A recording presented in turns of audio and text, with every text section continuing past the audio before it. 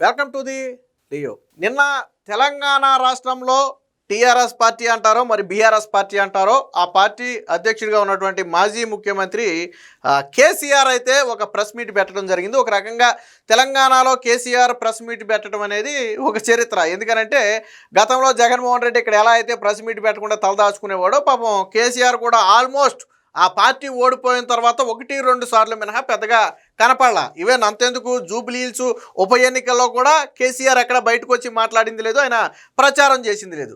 సరే, రీజన్ ఏదైనా కానివ్వండి, తెలంగాణ రాష్ట్రంలో వాళ్ళ విమర్శలు అవన్నీ చేసుకోవచ్చు. వాస్తవానికి ఆంధ్రాతో కేసీఆర్కి సంబంధం లేదు, ఎందుకంటే ఆయన పార్టీ ఏమీ ఇక్కడ లేదు. పెట్టానని చెప్పేదో పార్టీ కార్యాలయం అప్పట్లో ఓపెన్ చేశాడు, అందులో ఇప్పుడు అక్కడ కుక్కలు కూడా దిగటం లేదు, అది వేరే విషయం అనుకోండి.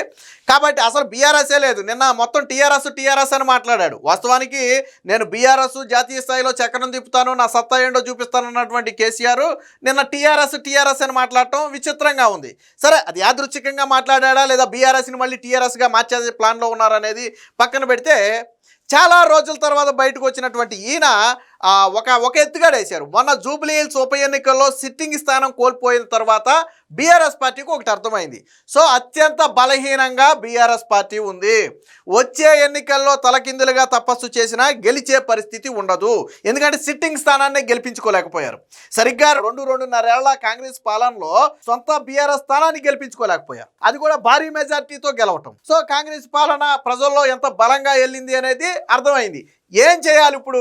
ఏం చేయాలంటే, గతంలో కూడా మీకు తెలుసు, చంద్రబాబు నాయుడు శిష్యుడే రేవంత్ రెడ్డి, చంద్రబాబు నాయుడు చెప్పినట్టే రాష్ట్రంలో పాలన సాగుతుంది. సరే, ఎలా సాగినా రాష్ట్రంలో పాలన అయితే ప్రజలకు అనుకూలంగా సాగుతుంది కదా, ప్రజలు హర్షిస్తున్నారు కదా పాలన చూసి. ఇప్పుడు ఏం చేశారంటే సెంటిమెంట్ రగల్చాలి. సాధారణంగా గత 2 సార్లు కేసీఆర్ సీఎం అయింది తెలంగాణ సెంటిమెంట్ మీద. మొదటిసారి అంటే అసలు అది ఒక ఉద్యమం లాగా ఊపు ఉంది, ఆ సమయంలో కేసీఆర్ని ఎన్నుకున్నారు. రెండవసారి 5 ఏళ్ల తర్వాత కూడా ఏం చేశాడు, మళ్ళీ అదే సెంటిమెంట్ రగిల్చాడు. ఆంధ్రోళ పెత్తనం మన దగ్గర ఉండకూడదు, ఆంధ్రోళ పెత్తనం ఇక్కడ సాగకూడదు, మనమే తినాలి, మనమే కొడుకోవాలని చెప్పి ఏదో సెంటిమెంట్ రగిల్చి 2 సార్లు గెలిచాడు. బట్ 3వసారి ఆ ప్రయత్నం చేస్తే బెడిసి కొట్టింది. ఎందుకంటే ప్రజలు కూడా చూస్తారు. ఇప్పుడు ఆంధ్రప్రదేశ్కి ఉమ్మడి రాజధానిగా ఉన్నటువంటి హైదరాబాద్ కూడా ఇప్పుడు ఎవరికాలది విడిపోయింది, 10-12 ఏళ్ళు దాటిపోయింది. ఇంకా ఆంధ్ర మీదే పడి ఆడవటం అంటే కేవలం రాజకీయం.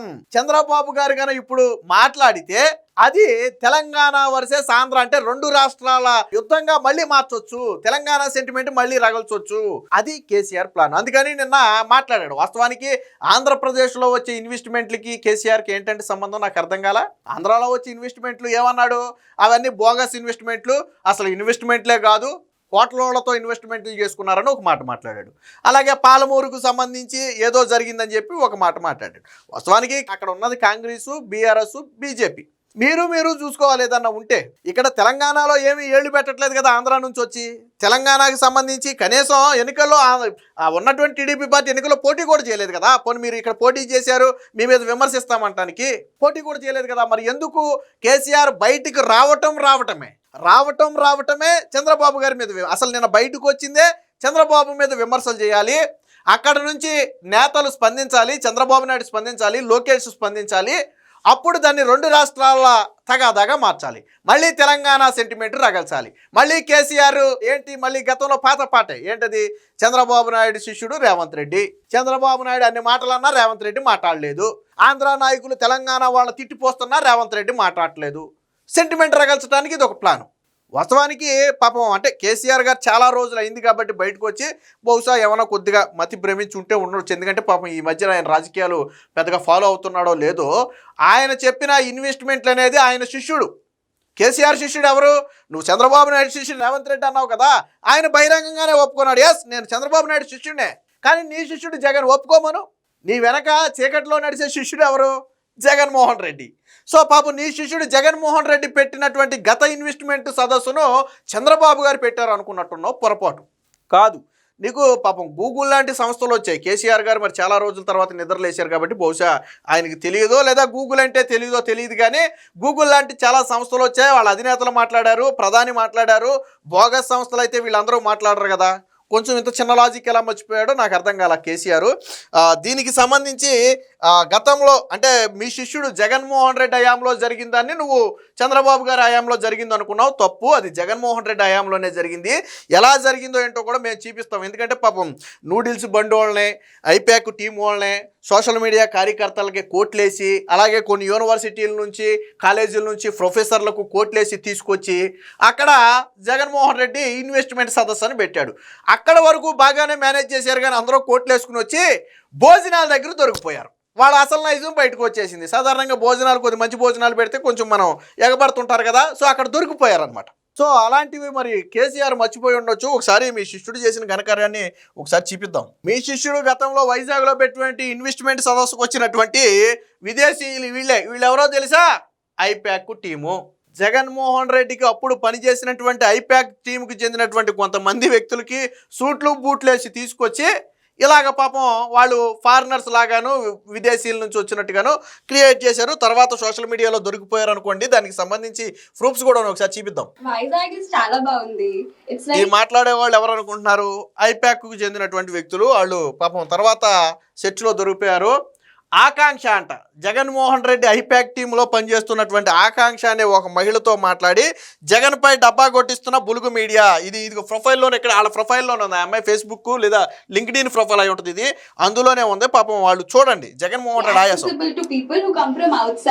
The view is very scenic, the city is very beautiful, people are very... ఇందాక కేసీఆర్ గారు చెప్పింది దీని గురించే కదా, డబ్బా కొట్టించుకోవడం అన్నారు కదా. మరి ఐప్యాక్ టీం చేత డబ్బా కొట్టించుకున్నాడు జగన్మోహన్ రెడ్డి. బహుశా దీని గురించి ఆయన చెప్పుంటాడు. పాపం ఆ డబ్బా కూడా ఎలా కొట్టారని ఒకసారి. helpful here and it feels like you're not from outstation. Otherwise, in other cities of Andhra Pradesh, if I go to Vijayawada or some other place, it's very difficult to communicate in Telugu because most of the people do not know how to speak Hindi or English. But here, it's very different. Whenever people నేను first time Vizag October లో వచ్చాను. October to ఫిబ్రవరి. ఈ వ్యక్తి చూడండి ఇక్కడ. ఈ వ్యక్తి కూడా జగన్మోహన్ రెడ్డి ఐప్యాక్ టీంలో పనిచేసేటువంటి వ్యక్తి. ఇది ఇక్కడే ఉంది, ఎంప్లాయ్ ఆఫ్ ఐప్యాక్ అని చెప్పి ఇక్కడే ఉంది. సో ఇది అతను లింక్డ్ఇన్ ప్రొఫైల్. అందులో వ్యక్తి పాపం తెలుగు కూడా చాలా స్పష్టంగా మాట్లాడుతున్నాడు. ఏనండి ఒకసారి. 4 months and 4 times Javid, which itself says that the city attracts you. ఒకసారి ఈ చెట్లు విన్నారు కదా. వీళ్ళు పాపం మరి ఇందాక కేసీఆర్ చెప్పినటువంటి పెట్టుబడులకు సంబంధించి డబ్బా కొట్టించుకోవడం అంటే ఇదే అయి ఉంటుంది. ఇక పోనీ సరే, దీన్ని కాసేపు పక్కన పెడదాం. ఆంధ్ర ఎంత డెవలప్ చెందుతుంది, చంద్రబాబు నాయుడు వచ్చిన తర్వాత ఆంధ్రాకి ఏం చేశాడనేది మీ నాయకులే చాలా సందర్భాల్లో చెప్పారు. అది కూడా మీ శిష్యుడు ఇక్కడ సీఎంగా ఉన్నప్పుడే చెప్పారు. బహుశా అప్పుడు మీ రాష్ట్రంలో ఎన్నికలు కావచ్చి డబ్బా కొట్టుకోవడానికి వాడుకున్నారో తెలియదు, కానీ అంటే మీకు అలవాటే కదా, నాలుక ఎటు అవసరమైతే అటు నాలుక మడతేయటం కేసీఆర్కి అలవాటే. ఆ డబ్బా గతంలో మీరే ఏం మాట్లాడారో చంద్రబాబు గారి గురించి, గతంలో పాలన గురించి ఏం మాట్లాడారో ఒకసారి మీరే వినండి. హరీష్ రావు వినండి. చాలా మంది కలుస్తారు కదా, మద్రాస్ కి వచ్చి నడుస్తుంటాడు, రాయలసీమ వాళ్ళు, ఆంధ్రప్రదేశ్ వాళ్ళు నడుస్తుంటారు, కర్ణాటక వాళ్ళు నడుస్తుంటారు. అందరినీ పలకరించుకుంటా నడిచిన. మీ దగ్గర కరెంట్ ఎట్లుంది, మీ దగ్గర మంచినీళ్ళు ఎట్లున్నాయి, మీ దగ్గర పింఛన్ ఎట్లుంది అంటే ఒక్కడు కూడా మన ముఖానికి రాడు, మన ముఖాలకు రాడు. ఆంధ్రప్రదేశ్ లో మీ కరెంట్ ఎట్లుంది అంటే రైతులకు అంతా 6-7 గంటలు కూడా వస్తలేదు అన్న. ఎప్పుడు వచ్చేది ఎప్పుడు పోయేది తెలుస్తలేదు. మీరు ఏర్పడ్డారు, మీ తెలంగాణలో మంచిగా అయిపోయారు, మేము మాత్రం ఎంతకు పట్టినామో అన్నారు. ఆంధ్రప్రదేశ్ లో మీ కరెంట్ ఎట్లుంది అంటే రైతులకు అంతా 6-7 గంటలు కూడా వస్తలేదు అన్న. ఎప్పుడు వచ్చేది ఎప్పుడు పోయేది తెలుస్తలేదు. మీరు ఏర్పడ్డారు, మీ తెలంగాణలో మంచిగా అయిపోయారు, మేము మాత్రం ఎంతకు విన్నారు కదా. జగన్మోహన్ రెడ్డి పాలనప్పుడు ఆంధ్ర వాళ్ళు ఏమనుకున్నారో స్వయంగా హరీష్ రావు చెప్పాడు. నేను చెప్పటం కాదు, మీ నాయకుడు చెప్పాడు. ఏమని? జగన్మోహన్ రెడ్డి పాలనలో రాష్ట్రంలో రైతుల కరెంటు ఎప్పుడు వస్తుందో ఎప్పుడు పోతుందో కూడా తెలియట్లేదు. విడిపోయిన తర్వాత మీరు బాగానే ఉన్నారు తప్ప మేము నష్టపోయామని చెప్పి. ఎవరి పాలనలో నష్టపోయారని చెప్పాడు? మీ శిష్యుడు జగన్మోహన్ రెడ్డి పాలనలో నష్టపోయారు. ఇది మీ శిష్యుడి పాలన. మీరు డబ్బా కొట్టాలి అనుకున్న మీ శిష్యుడి పాలన గురించి ఇదే కాదు, ఇంకా మాట్లాడారు. ఒకసారి ఒకసారి కేటీఆర్ వచ్చిన తర్వాత నాకు ఫోన్ చేసి కేటీఆర్ గారు మీరు పని చేయండి, మీ దగ్గర మీ రాష్ట్రం నుండి ప్రతి గ్రామం నుంచి 4 బస్సులు పెట్టి పక్క రాష్ట్రాలకు పంపేయండి సార్. ఎందుకండి అన్న. ఏం లేదు సార్, నేను పోయిన 4 రోజులు నాకు సంక్రాంతికి మా ఊళ్ళో కరెంటు లేదు, నీళ్లు లేవు, రోడ్లు ధ్వంసం అయిపోయి ఉన్నాయి. విన్నారు కదా. ఇది కేటీఆర్ మాట్లాడినటువంటి మాటలు. ఏమని? ఒక 2-3 ఏళ్ల క్రితం జగన్మోహన్ రెడ్డి సీఎంగా ఉన్నప్పుడు ఇక్కడ తెలంగాణకు చెందినటువంటి కేటీఆర్ మిత్రుడు ఒకడు ఆంధ్రాకి వెళ్తేనంట, అక్కడ కరెంట్ లేదంట, నీళ్లు లేవంట, రోడ్లు లేవంట. అది జగన్మోహన్ రెడ్డి పాలన. అదే మిత్రుడిని నేను కేటీఆర్ గారికి ఇంకొక చిన్న విజ్ఞప్తి కూడా చేస్తున్నా. అదే మిత్రుడిని ఇప్పుడు ఆంధ్రాకి పంపండి. కరెంట్ ఉంది, నీళ్లు ఉన్నాయి, రోడ్లు ఉన్నాయి. మరి ఎవరి పాలన ఏంటి కేసీఆర్ నేను అడుగుతున్నా. ఇప్పుడు మీ పుత్రుడు చెప్పినటువంటి అదే వ్యక్తిని ఇప్పుడు ఆంధ్రాకి పంపండి. ఆంధ్రాలో పరిస్థితులు మారాయా లేదా చూడండి. అప్పుడు నీ శిష్యుడి పాలనకి చంద్రబాబు నాయుడు పాలనకి తేడా తెలుస్తుంది. ఇప్పుడు ఎవరైనా సరే తెలంగాణ వాళ్ళు ఆంధ్రాలో కరెంట్ లేదు, ఆంధ్రాలో నీళ్ళు లేవు, ఆంధ్రాలో రోడ్లు లేవు అని ఎవరైనా మాట్లాడగలరా? మాట్లాడలేరు. ఎందుకంటే ఇప్పుడు ఉన్నది చంద్రబాబు నాయుడు. ఆయన డెవలప్మెంట్ ఎలా చేయాలో తెలుసు. ఇంకా మాట్లాడారు. ఒకసారి అనండి. As it is, HMD ఇది కూడా కేటీఆర్ఏ. Metro Development Authority in the country with 7,000 plus square kilometers. Hyderabad Metro Development Authority is the largest urban development authority in the country. ఆ మధ్యలో అమరావతి కొన్ని రోజులు ఆంధ్రప్రదేశ్ లో మనకంటే పెద్ద అర్బన్ డెవలప్మెంట్ అథారిటీ క్రియేట్ అయింది. కాకపోతే చంద్రబాబు గారు ఉన్నప్పుడు అతిపెద్ద అర్బన్ డెవలప్మెంట్ అథారిటీని అమరావతిలో క్రియేట్ చేశారు. అది స్వయంగా కేటీఆర్ చెప్పాడు. వాస్తవానికి హైదరాబాద్ పెద్దదని చెప్పుకున్నాడు ఆయన. మనకంటే ఒకటి అమరావతిలో ఉంది, కానీ అది ఇప్పుడు ఎవరు పనులు జరగట్లేదు కదా, ఆపేసాడు కదా జగన్మోహన్ రెడ్డి, కాబట్టి మనదే పెద్దది అని చెప్పాడు. అది కూడా ఏనండి, మీరేనండి ఒకసారి. ఆంధ్రప్రదేశ్ లో మనకంటే పెద్ద అర్బన్ డెవలప్మెంట్ అథారిటీ క్రియేట్ అయింది. కాకపోతే ప్రస్తుతం అక్కడ కార్యక్రమాలు ఏమి జరగడం లేదు. కాబట్టి you can definitely say that Hyderabad continues to remain and will be the. విన్నారు కదా. సో అక్కడ పనులు జరగటం లేదు కాబట్టి జగన్మోహన్ రెడ్డి లాంటి కేసీఆర్ శిష్యుడు అక్కడ ఉన్నాడు కాబట్టి అది తెలంగాణకు ఉపయోగపడింది. నా డౌట్ ఏంటంటే తెలంగాణలో రియల్ ఎస్టేట్ని పెంచడానికి, తెలంగాణలో కేసీఆర్ ఇన్ఫ్లుయెన్స్ పోకుండా ఉండటానికి, అక్కడ ఆస్తుల విలువలు తగ్గకుండా ఉండటానికే ఇక్కడ అమరావతిని చంపేయమని ఏమైనా సలహా ఇచ్చాడని డౌట్ నాకు. అమరావతి డెవలప్ అయితే ఏం జరుగుతుందో, అమరావతిలో పనులు జరిగితే ఏం జరుగుతాయో స్వయంగా కేటీఆర్ చెప్పాడు. చంద్రబాబు నాయుడు సీఎంగా ఉంటే ఏం జరుగుతుందో కేసీఆర్కి బాగా తెలుసు. ఎందుకంటే పనిలో ఆయనతో మనం పోటీ పడలేం. కాబట్టి ఇది కేసీఆర్ మరి తెలంగాణ రాష్ట్రంలో రాజకీయాలు వదిలేసి, అక్కడ అధికారంలో ఉన్నది కాంగ్రెస్, ప్రతిపక్షంలో ఉన్నది బీఆర్ఎస్ లేదా టీఆర్ఎస్, లేదు మూడో పార్టీ ఉందంటే బీజేపీ పార్టీ ఉంది. ఇన్ని సొంత చెల్లి అంటే ఇద్దరు ఒక్కటే. ఇక్కడేమో జగన్మోహన్ రెడ్డి సొంత చెల్లిని దేకడు, అక్కడేమో కేసీఆర్ సొంత కూతురుని దేకడు. రెండు కుటుంబాల్లోనూ ఆడబిడ్డలకు అన్యాయమే జరిగింది. బహుశా వీళ్ళిద్దరూ కలిసి అంటే తెలంగాణలో గెలవడం కోసం జగన్మోహన్ రెడ్డి సహకరిస్తే, ఏపీలో జగన్మోహన్ రెడ్డి గెలవడం కోసం కేసీఆర్ సహకరిస్తాడు. 2019 ఎన్నికల్లో కేసీఆర్ సహకరించాడు అనేది బహిరంగ సత్యం. ఎందుకంటే ఇక్కడ ఎన్నికల కంటే ఒక 6 నెలలు 7 నెలల ముందు అక్కడ ఎన్నికలు అయిపోవటం, ఆల్రెడీ కేసీఆర్ సీఎం అవడంతో ఆడిందాట పాడింది పాట. ఒక రకంగా ఇక్కడ నుంచి వచ్చి ఓట్లు కూడా వేయకుండా అడ్డుకున్నారు, బస్సులు కూడా క్యాన్సిల్ చేశారని చెప్పి ఒక విమర్శ కూడా ఉంది. మరి అంటే ఒకటే చిన్న లాజిక్ ఏమి లేదు. ఇప్పుడు టీడీపీ నేతలు కానీ, ఇక్కడ ఆంధ్ర నుంచి నేతలు కానీ, చంద్రబాబు నాయుడు కానీ రెస్పాండ్ అయితే తెలంగాణ సెంటిమెంట్ని తెలంగాణలో రగల్చాలి. అదిగో ఆంధ్ర వాళ్ళ పెత్తనం మన దగ్గర సాగుతుంది అనే ఒక వ్యాఖ్య తీసుకురావాలి. దాని ద్వారా లబ్ధి పొందాలి. ఎలాగే మనం గెలిచే పరిస్థితి లేదు. మనం జూబ్లీ హిల్స్ ఉప ఎన్నికల్లో ఈడ్చి కొడితే, బండకేసి కొడితే దెబ్బకి పాతాలను కంటుకుపోయాం మనం సొంత సిట్టింగ్ సీట్లో.